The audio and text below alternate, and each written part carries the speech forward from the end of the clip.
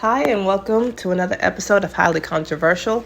I have a little bit of a cold. I'm just saying that outright in case I cough or anything like that, but I'm on the mend. This is your first time joining us. Welcome. If this is not your first time joining, welcome back. Be sure to hit that like and subscribe button. Today's topic is going to be biblical prophecy and the next move for African Americans. But before I get into that, I'm going to do a little recap of things I've kind of already covered. I'll just touch very lightly. So we know that the book of Revelations is a book of prophecies specifically for one group of people, and that's going to be the Israelites. The whole Bible from start to finish, from Genesis through the book of Revelations, is only about the Israelites. So therefore, the things that are in the book of Revelations only pertain to the Israelites themselves. Through this knowledge, I have discovered that it is a group of prophecies at this point ranging for about 10,000 years in the future. This debunking the notion that the world is going to end. I've also solved that the 7 points in the Bible, the 7 seals, the 7 trumpets, the 7 bowls, all take place at 7 different locations. On the 7 different continents on a map. If you want the references for that, you'll have to watch some of my earlier videos where I go over that topic.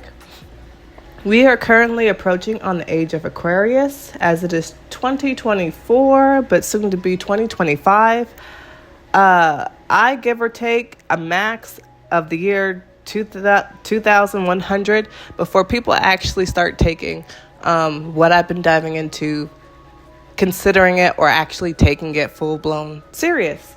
The age of Aquarius is the astrological age we're moving into now. It is represented by Isis, by the Egyptians. Even her story is a little bit not 100% accurate, which I will dive into on a later video. But so it's represented by Isis. Isis is a water-bearing sign. Aquarius is a water-bearing sign on the zodiac man. Like I've said before in other topics, this is represented on the Zodiac man as the legs. This is why when Christ was crucified, they didn't break his legs. So you were the next Zodiac man or woman, because it's looking like it's a woman because it's Isis, remember? And Mary Magdalene was an example of that. In the Gospels, you see in the Gospel, Christ talks to a lot of women. This is what makes him very different from all the previous prophets outside of him being the Son of God. But women, a lot of women. And so remember I told you that in scriptures, there's always a hint at the next astrological thing. In the Bible, there's a clue. And so the clue in this one is the women. They're the first ones to go to the tomb, first ones to see him risen.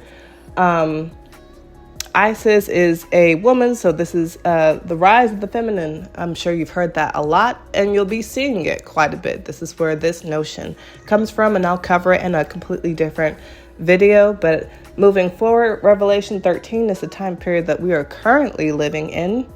In chapter 14, let me see. So Revelation 13 to 16, I believe, is the next 2,000 years. Let me just check that for sure. Yep. So 13 to 16 people, that's the next 2,000 years. All right. In chapter 13, that's the one we're currently living in. That's the beast out of the sea and the beast out of the earth, which I'll go over in a second. In chapter 14, you see the Lamb and the 144,000, where you see Christ takes communion. You see that in so many words. They harvest the earth or the wheat, which is the bread. Remember, because the bread is his body. And then they gather the grapes for the wine, and that's his blood. Remember, so technically that I'm calling it communion. This is the chapter where they take communion. And the bowls that get poured out on the earth for punishment is actually wine. So it's not just for nothing. He gathers the grapes, right? And then you see him pour the bowls on the earth. And then by chapter 17, Babylon, the whore of Babylon, she's stumbling and she's drunk. This is why you see she's got a cup, full. That's what the cup is full of. So 4,000 years, is it 2,000? So by 4,000 years later, Babylon is drunk. And that's why she's stumbling. That's ultimately what makes her fall. But she kind of just gets a portion of what she's already put out. That's in the age of Capricorn. I've covered the two witnesses, Moses and Elijah, which in my earlier videos, I broke down how it was Martin Luther King and Malcolm X. And then the Christ comes to fulfill the law and cancel the debt. And this is the biblical story. Sorry about that. Told you I was sick. So the next move for African Americans, according to biblical prophecy, doesn't take place until after the mark of the beast. And I know a lot of people are for years have had their own notion of what that is. It's like, oh, it's a chip or some scary thing. And I'm here to tell you it's not very scary. It could be. But from what I've read so far in the different prophecies, when they're broken down, it's stressful, but not very scary. So what do we know about the false prophet? I'm going to give you some of my guesses. They're good, educated guesses. So there's a beast up out of the sea, and then there's a beast up out of the earth. Earth is man. Earth is the original man. That's what that tells you. It is my belief, and you can go and read this for yourself, that the false prophet that is talked about in Revelations 13:11 through 18 is African American. This is because it looks like a lamb, and it has two horns. It looks like a lamb, and it has two horns like a lamb, but it speaks like a dragon. And a lamb with two horns is a ram. That's one. So it's a king. Remember, I talked about Aries beforehand, and the time where the Israelites were on top before Capricorn and, Romans and Greek or whatever. This prophet is able to call fire down from heaven, which is Elijah's trait. Also, it talks about in the scripture that the beast gives it permission, and the only individual on this earth right now that needs permission to harness that type of power currently under this society is an African American. So the only reason why the beast or the prophet would need permission to perform signs and all the rest of that stuff, it says he received, let me see where I can see it. Boop, boop, boop. Then I saw a second beast coming up out of the earth. It had two horns like a lamb, but it spoke like a dragon. It exercised all the authority of the first beast on its behalf, and it made the earth and its inhabitants worship the first beast whose fatal wound had been healed. It performed great signs, even causing fire to come down from heaven to earth in view of the people, which is what Elijah's trait was. Because of its signs, it was given power to perform on behalf of the first beast. It deceived the inhabitants of the earth. It ordered them to set up an image in honor of the beast who was wounded by the sword and yet lived. The second beast was given power to give breath to the image of the first beast so that the image could speak and cause all who refused to worship the image to be killed. It forced all the people, great, small, rich and poor, free and slave, to receive a mark on their right hands or foreheads so that they could not buy or sell unless they had the mark, which is the name of the beast or the number of its name.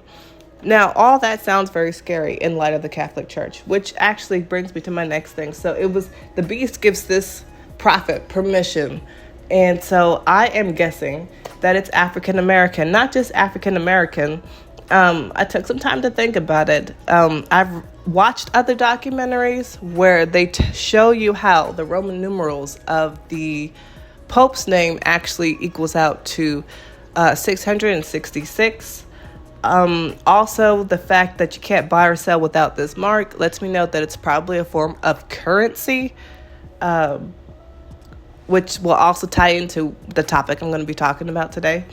And then a mark on their foreheads and their right hands. You know that when you give the blessing of, which see Catholics do, they usually raise a hand to the forehead and they go across their chest. That would be a hint for it. I'm guessing it's an African American pope. There hasn't really been a whole lot of those in history, maybe like in the very beginning of like everything. But I'm guessing, if I had to take a guess, it's probably a black pope. And the issue with that is, and how he's able to deceive the whole world, is that really, to be honest, unfortunately for African Americans and many other people, and I'm a little bit guilty of this, sometime only, is that when a person of African American actually gets into high ranking power, we're just so excited to see somebody else, you know what I mean, in a high ranking position, that we don't even question whether they're actually pure of heart, have good intentions, and all the rest of that stuff. So if I had to guess, the false prophet that deceives the whole world is going to be African American in some way, shape, or form. Why is this important? I will be getting to that very soon. So in the Bible, it took Moses, then Elijah, then Christ. And you know that these three are very important, because when Christ goes up on the mountain, when he transforms, Moses and Elijah also appear there. So it's three in part. In Revelation, the seals, then the trumpets, then the bowls. Everything is three in part. So in the seals, Israel is being conquered. With the trumpets, Israel's chains are loosened. And by the time we get to the bowls, which is these next couple of 100 and the next 2,000 years of prophecy, when the bowls are poured out on the earth because of Aquarius, and that's where the bowls come from. That's the clue. Israel finally gets her freedom. This is the very last push for African Americans.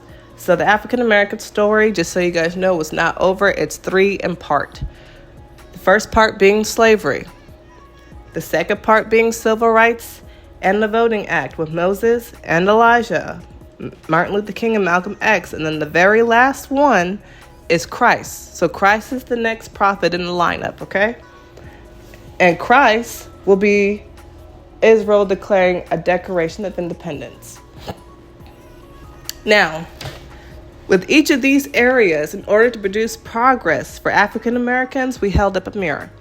And luckily for us, the mirror that we usually held up to make progress in this country was the U.S. Constitution.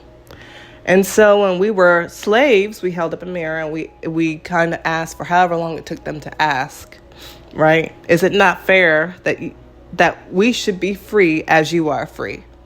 This was the mirror that was held up to America, right? You're free. You're a man. I'm a slave, I'm a man, and there was this whole progress, plus war and many other different things to help push it along. But I'm just saying, overall, the mirror that the America could not dodge for very long was literally what they wrote in the U.S. Constitution.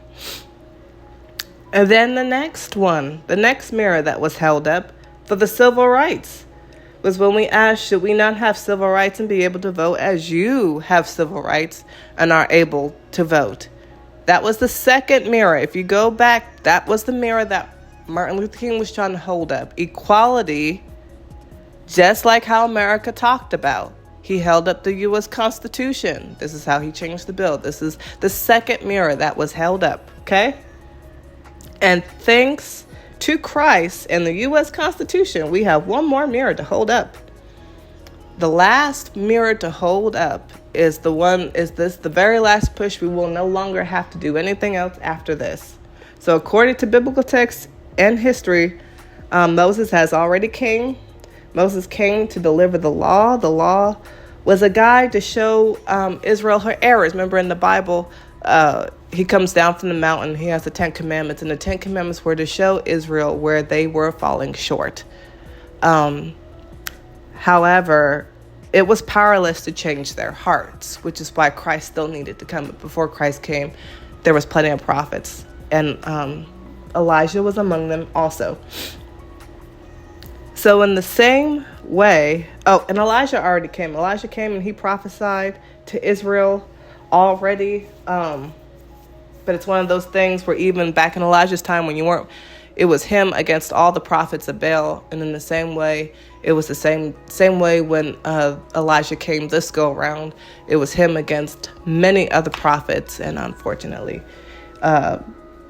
he didn't win out, but his message did. And so Christ is next in the situation. So Moses, which was Martin Luther King, Moses was a lawgiver. Martin Luther King, he came and he changed laws.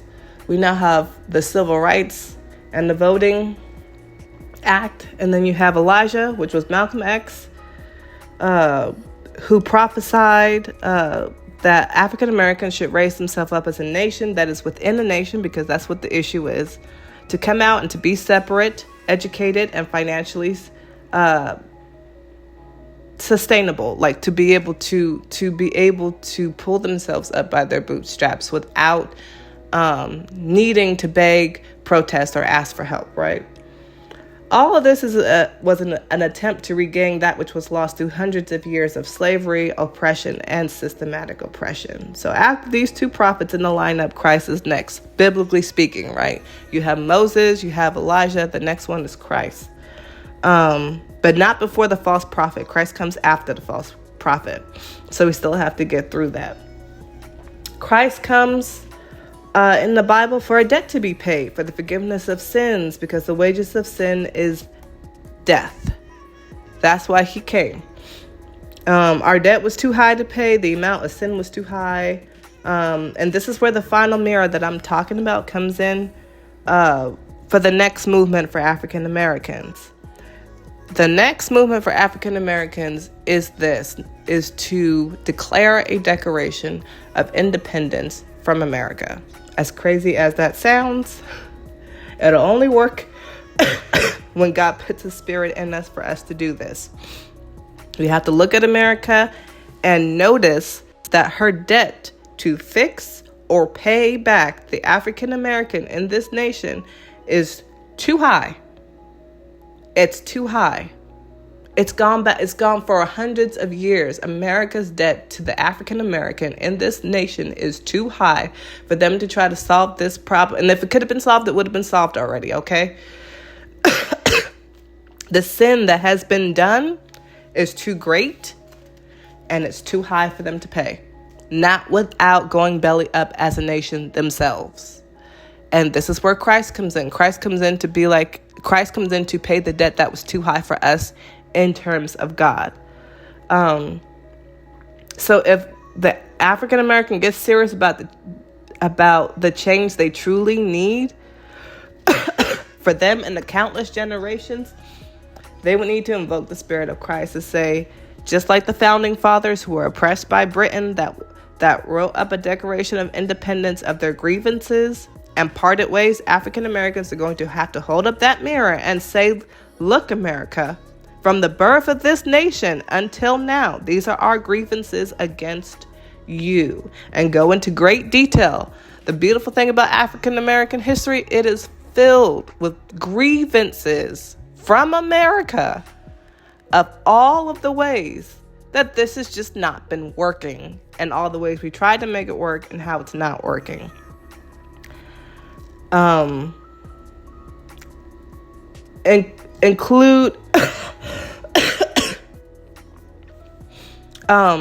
We know these debts are too high for you as a nation for any real justice to be done. Therefore, we are making a Declaration of Independence, just like your founding fathers, to be able to govern life, liberty, and the pursuit of happiness for ourselves. And that America should supply the funds and the land to do so. And that this would bring about the forgiveness of sin and cancel the debt.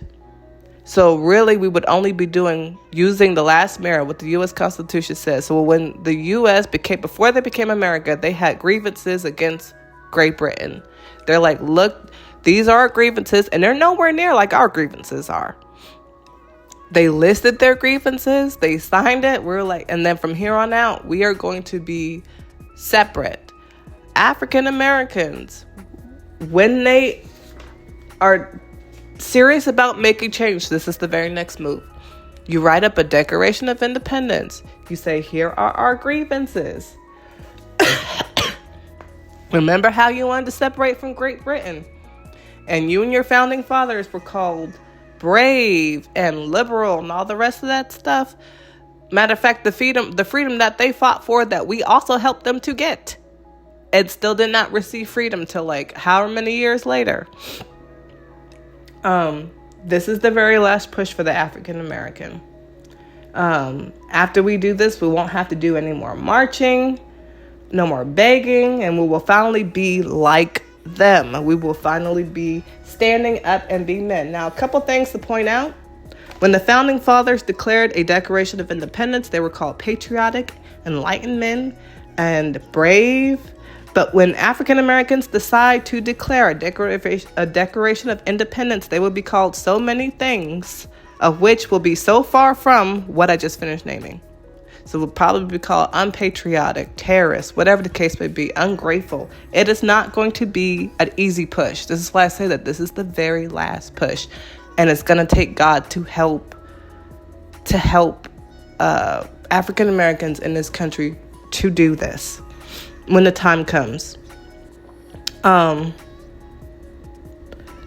It'll be a major sacrifice. And so remember the false prophet that I was just talking about? Remember how I said that I'm prophesying that he is probably going to be black? Why is this important? Because right around the same time that God puts this in his people's hearts that, hey, this is just not working. And if we were smart, just like the founding fathers, and want to become founding fathers, we'll just declare a Declaration of Independence.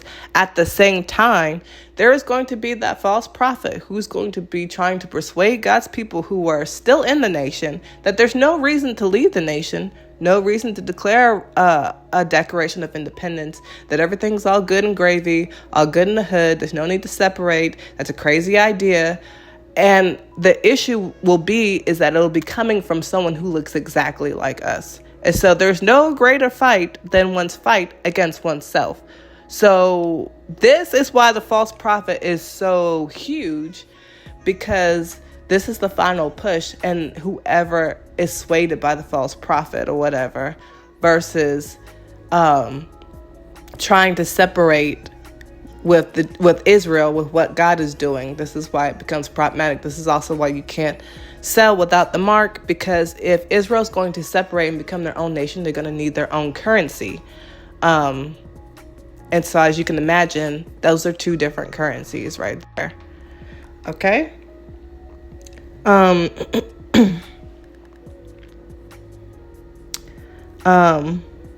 There will be a black false prophet telling God's children with great power that we don't need to separate. Where else am I? Oh, of course, this false prophet is not something new. So I do have examples. So this false prophet, I think it'll be bigger because it's the last push.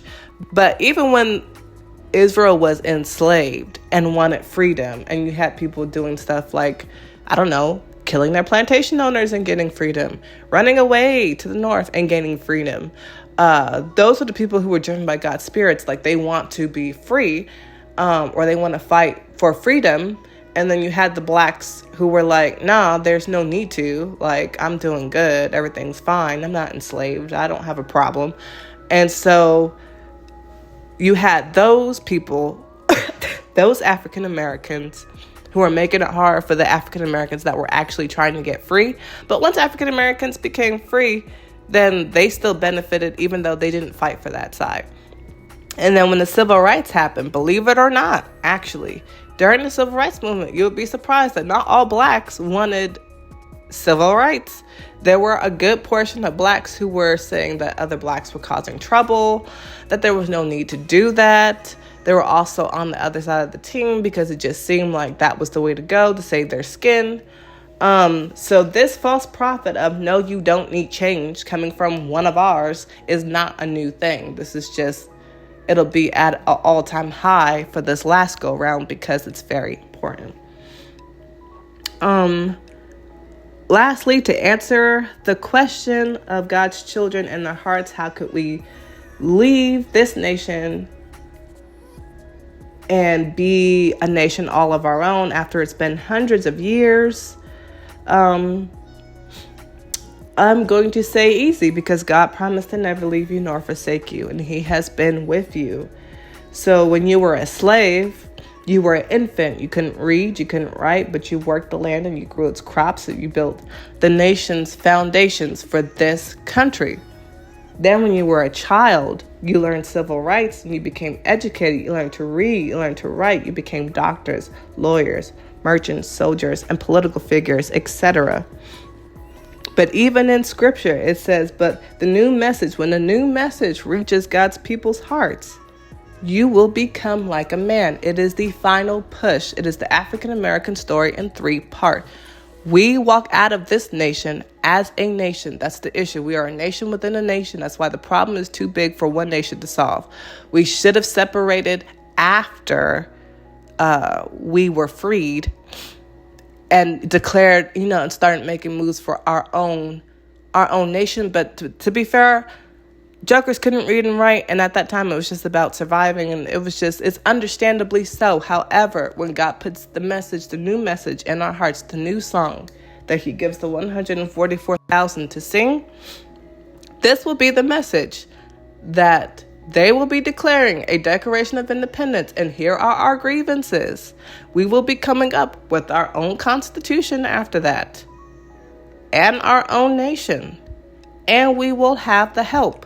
The only church that is excluded from the final trial, which it talks about in the earlier letters and Revelations, is the church in Africa, the church of Philadelphia, of brotherly love. So we know we'll be getting support and help from Africa. This is why they are exempt from the final trial. Remember, the scripture talks about when I was a child, I thought like a child. I reasoned like a child, but when I became a man, you know what I mean? So it's slavery, civil rights, and then independence. And this is the complete history for the African American in this nation. And this is the very next and last movement for the African American.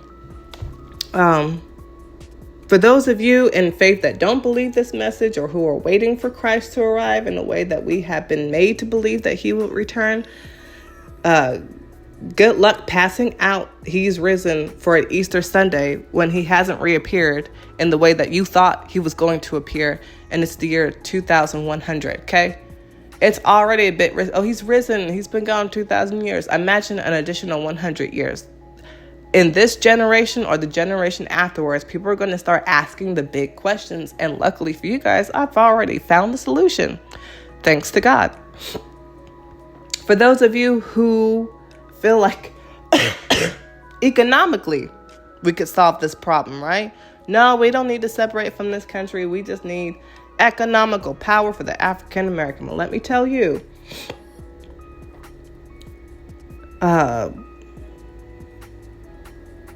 we can only be doing well economically as the nation is.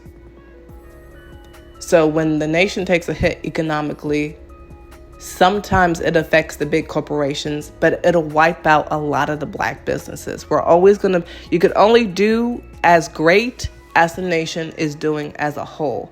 And maybe you find that you're doing great economically and financially, but not everybody is. And that's how God rolls. God looks at a nation. He doesn't look at a few people. He does, but he judges a nation. God is the God who judges nations. So economically, we will never get to the state where everybody is doing just perfectly fine and hunky-dory on the American dollar under the American nation. We would literally, you could do good, but only as good as that ceiling will allow you to be good. And that may not be very much half the time. And if you're being honest, it's not, you know what I mean? That if we're being really, really honest, it only does enough to get by. It doesn't do enough for the generational wealth needed to help the whole African American community, nation as a whole. Okay? And for those who feel like a political campaign would help the African Americans in this nation, please don't make me laugh, okay? If that would have worked, it would have worked forever ago. If the economical standpoint would have worked, it would have worked a long time ago, because our ancestors already thought, the earlier generations already thought of this. We heard of Black Wall Street and it got bombed, and you hear about the towns that had been flooded. If that was as simple as that, it would have worked. It takes God, and it takes the last movement I just described. And that's not going to be an easy move. Matter of fact, whoever gets that page in history, that generation and generation afterwards, is going to be one for the books. Because we already had a black president. And 4 years, it wasn't enough for him to be able to do a whole lot for the nation. Matter of fact, they couldn't wait to erase majority of what he did after he got out of office. And if you think, oh, we just need more voters, the issue isn't more voters, okay? This last election should have proved that to everybody. I think everybody took a kick to the gonads when the issue wasn't how many people voted. It was how many people voted for a certain type of presidential candidate. The percentage was too high, and that shows you the heart of the nation. Not that there isn't too many people voting. It shows you the heart of the nation, what the nation is saying, where it's at. And eventually God's Spirit's going to move, and that'll be that. One day the African American will have their own constitution. They'll have their own Declaration of Independence, their own nation, their own land, not just for themselves, but for anyone who stands with them in agreement on this. Now, I know this is a lot to take in, the concept of being an infant as a slave, not being able to read and write, and then becoming a child during the Civil Rights Movement. But if you really don't think you are a child in your father's house, let me tell you something about children, okay? We haven't reached the level of becoming a man yet. We are at child stage. And let me tell you how this has been figured out. A child, for those of you who have children, don't own nothing in their parents' house. They don't contribute to bills. They don't buy groceries, right? Everything in the house belongs to the parent. Now, a child may be very well educated, well spoken, very much like beautiful children always are, but they don't actually govern anything. It is when a child grows up to become a man that the man goes out on his own to get his own, to be head of his own household. Children of Israel, what is it in your father's house that is the footstool that is this earth? What is it exactly that you own? If you're in America, if you really, get down to the bare minimum in America, most people don't own much in America. Very few own land. Let's not even start on the African Americans in this country called the beautiful United States of America that you swore you were not a child of. What is it that you own in this house? Or are we still asking for permission and asking and receiving?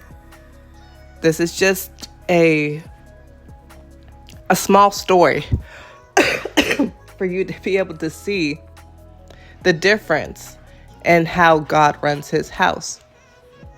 A man is someone who, and this is where the founding fathers knew it too. A man owns land. This goes back to the very basics.